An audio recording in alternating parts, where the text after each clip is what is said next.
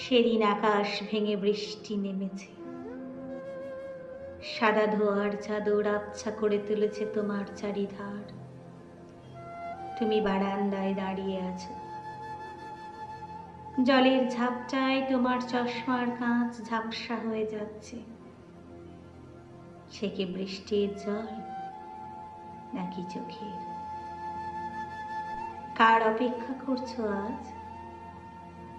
মনে পড়ে কতদিন অপেক্ষা করেছি তোমার।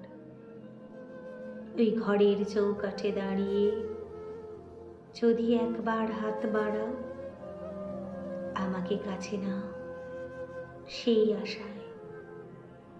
নাওনি, ফিরেও চাওনি, একটু একটু করে সরে গিয়ে জায়গা করে দিয়েছি অন্যজনকে। দূর থেকে চেয়ে থেকেছি বারবার, অনেক মানুষের ভিড়ের মধ্যে একটু ফাঁক খুঁজে তোমায় একবার দেখার জন্য ছুটে গেছি। শহরের এক প্রান্ত থেকে অন্য প্রান্তে, বুকের ভেতর মনে হতো কেউ যেন হাজার হাতুড়ির আঘাত করেছে, কিন্তু একবারও তোমার মনে হয়নি আমার মনের খবরটুকু নেয়ার কথা।